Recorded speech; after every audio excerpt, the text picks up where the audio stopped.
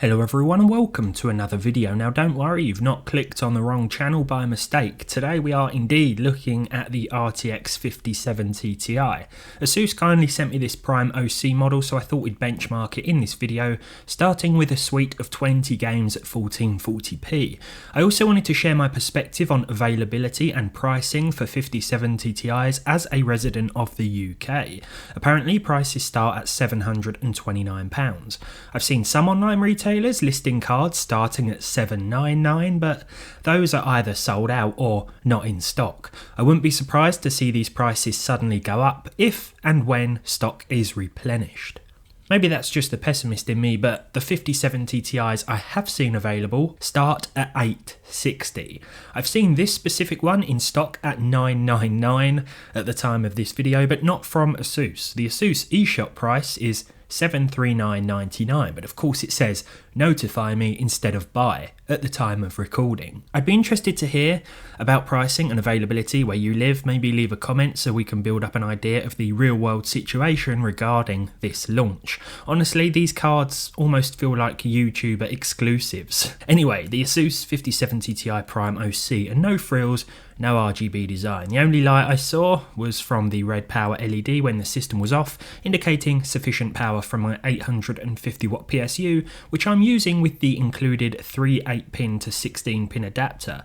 This 2.5 slot card also has a dual BIOS with a switch for performance and quiet modes. As described on the ASUS site, performance mode lets the fan spin up to keep the card running cool all the time, and quiet mode keeps the same power target and top end settings while offering a less aggressive fan curve for quieter operation at moderate temperatures. I left it in performance mode of course for the following tests, and I have it paired with an i9-14900K limited to 125 watts for the sake of my cheap cooler and 32 gigs of 6400 MHz DDR5. You may also notice that I clicked the paid promotion box for this video.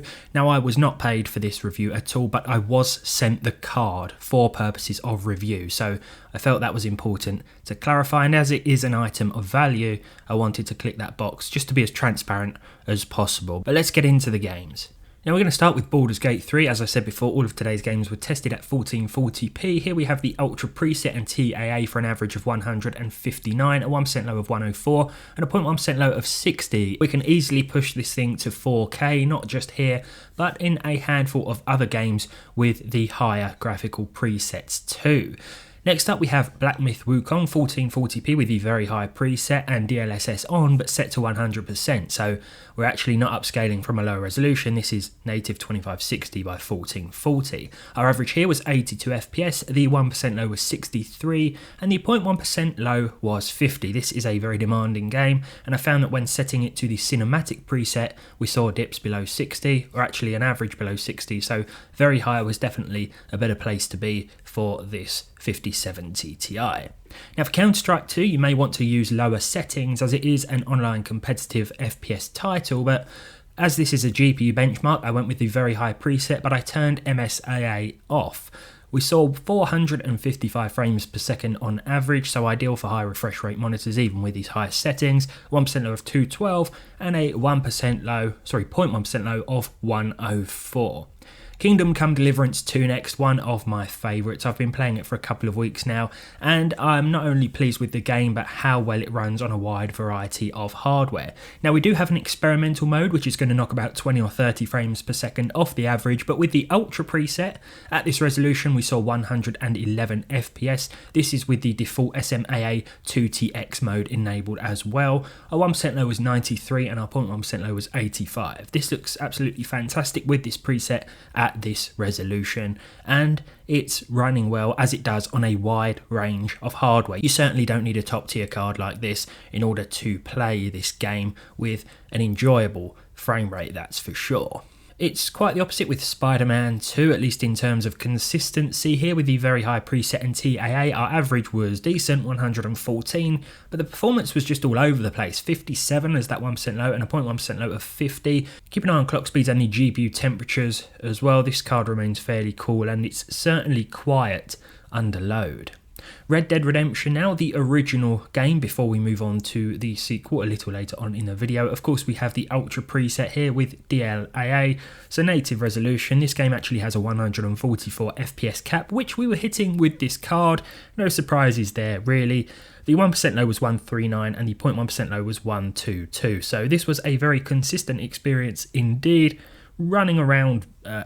I almost said Valentine again, but that's Red Dead 2, of course, Armadillo here with these high settings, and I still think it looks pretty good. It's held up really well considering it's a very old console game that has been ported very recently to PC, and I'm really pleased with how it runs, not just here but with other hardware as well.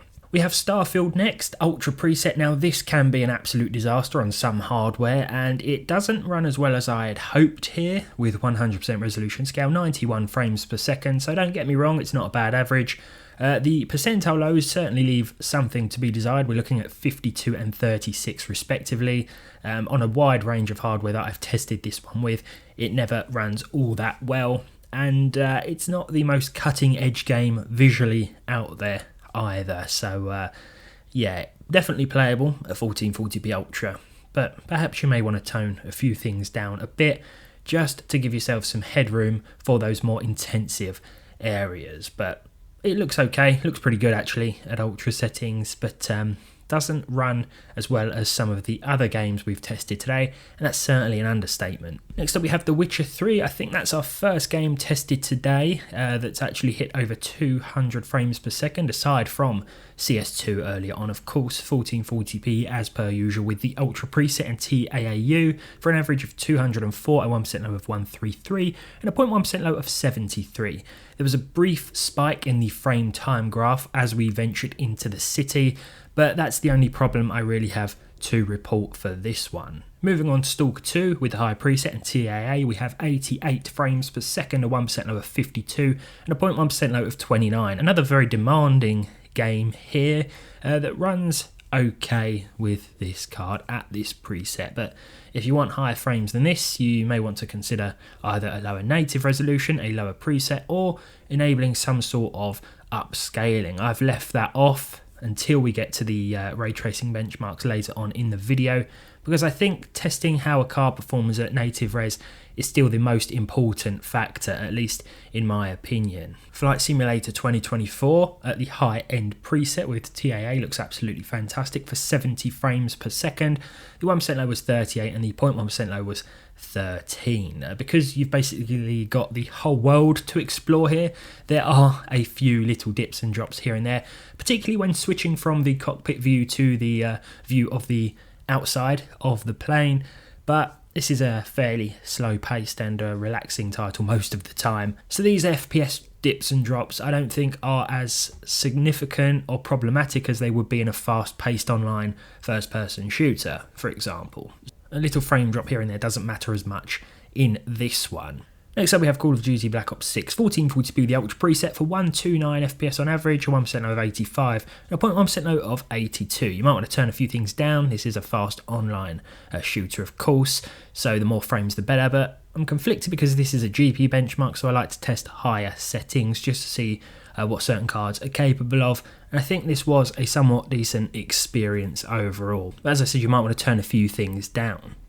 Cyberpunk 2077 next, Ultra preset, nothing else changed, an average of 117 FPS, a 1% low of 80 and a 0.1% low of 68. Night City sure does look good, and it's outside of the city where you're going to see this frame rate pick up even more. It's a fantastic looking game still. It always seems to be featured in certain Nvidia tech demos these days, and I like to continue featuring it in my benchmarks because it's still very popular, and I find myself playing this almost every day. Moving on to Red Dead Redemption 2 now. Everything was set to Ultra or on, apart from MSAA. Instead we had TAA and set to high here. This scene in particular looks like something straight out of a film, especially at these settings. It's a really sort of cinematic experience, and it's one that performs quite well too, with 95 frames per second, 1% low of 72 and a 0.1% low of 67. I honestly couldn't have timed this captured footage any better, what with the steam train going along in the background as well. Really nice looking game even a few years after launch, especially when you turn these settings up. For Marvel Rivals, this is another online one where you may want to consider turning a few things down, but I found that the best thing to do was actually select Ultra and just turn Lumen off, which will default to on. This will actually bump our frame rate up quite a bit. In this case, it was 182 frames per second. Our 1% low was 89, and our 0.1% low was 38. It's not going to look too different visually between the presets, so you may want to stick to something a little lower, but it's easy to run even with the higher visual options. Fortnite next with the Epic preset. By default, Nanite will turn on, but I turned this off here. TAA was also on for 166 frames per second, a 1% low of 101 and a 0.1% low of 62. So we were seeing at least 60 frames per second pretty much all of the time, as to be expected from this one, but it can be quite demanding once you turn the settings right up, especially with lower end hardware as well. I like to benchmark this one because performance can be a bit hit or miss depending on the CPU and GPU that you're using, but no issues experienced here. Now, I wanted to include games of all ages, and Left 4 Dead 2 was the first thing I thought of because it still ranks pretty highly in the Steam most played charts. Here with the highest settings and 8x MSAA, we saw 570 FPS once we uncapped the frame rate. Here we are in the carnival level, just smashing a bunch of zombies up with electric guitars and things like that. Running pretty well, nothing to worry about. 253 was that 1% figure, and the 0.1% low was 140. Now in Apex Legends, I also removed the FPS cap, but it sort of tops out at 300. We didn't quite hit that, we actually hit 298, slightly annoying. The highest settings with TSAA, a 1% low of 214 and a 0.1% low of 110. These were average figures taken from 3 different games. This is with everything turned right up, including the sunspot shadows, I believe it's called, and that's an option I usually disable. I had to test Mafia Definitive Edition next because it still looks really good. I think this is one of the best remakes I've ever played, and at 1440p highest here, it runs really nicely with 224 FPS, a 1% low of 140 and a 0.1% low of 43. There are actually a few dips and drops that do occur here and there, but it's nothing too significant really, and overall you're going to have a good time with this one, and it looks great also. I've added No Man's Sky back into the benchmarks because this just keeps getting updates and it keeps seeing resurgences in popularity. It was a bit of a disastrous launch, as you may remember, but they've really turned this one around, and it's such a great game to just explore in. It has a 240 FPS cap by default, but we couldn't quite manage to hit that 229 FPS with the Ultra preset, and this is one where we're going to see a lot more dips and drops as we navigate between planets, mainly taking off from surfaces going into space and vice versa as well. That's when you're going to see dips and drops, and that is represented by the percentile lows here. Before we move on to ray tracing, let's finalise these gameplay benchmarks with Indiana Jones with the Supreme preset here, and TAA 135 FPS, a 1% low of 107 and a 0.1% low of 99. Honestly, I think this has received an update lately that makes it perform a little better. This is something I noticed on my 4060, so I can't actually say for certain if the update did help, but with my 4060 I noticed it was performing a little better as well, and it certainly runs nicely on this 5070 Ti. We'll move on to the ray tracing benchmarks next, of which we have 3 of. I've had to enable DLSS for all of these for plus 60 frames per second. We have RT Overdrive for Cyberpunk 2077 first of all, so path tracing was also enabled, and we have the new Transformer DLSS preset enabled as well. I was surprised to see 67 FPS with a 1% low of 56 and a 0.1% low of 51. I thought it would perform a little worse than this. With DLSS balanced, it still looks pretty good because this is the new DLSS model, of course, and even in this busy marketplace area, our frame rate is holding up fairly well. But you are going to want DLSS if you want to use path tracing, that's for sure. Now, Black Myth Wukong is very demanding, more so I think than Cyberpunk in some areas, especially at native resolution, but here the cinematic preset with full RT enabled and set to very high with 60% scale for DLSS this time around. We saw 70 frames per second, but those percentile lows did still mean that we saw a few dips and drops. 45 and 17 were those figures. Back to Indiana Jones to finalise, Supreme preset with full ray tracing and DLSS balanced for 74 FPS, 1% low of 58 and a 0.1% low of 35. So there we have 20 games tested on the 5070 Ti. I am not really sure what to say, to be honest. If you can find it, $729 here in the UK, yeah, but will you find it at that price? Probably not. What are the prices like in the States? What are they like in Europe? I dread to think what some retailers are charging. And as for stock, it's all a bit of a disaster, isn't it? So this one specifically has remained nice and cool and quiet during my gameplay tests. But again, can you find it? Can you find it at a decent price?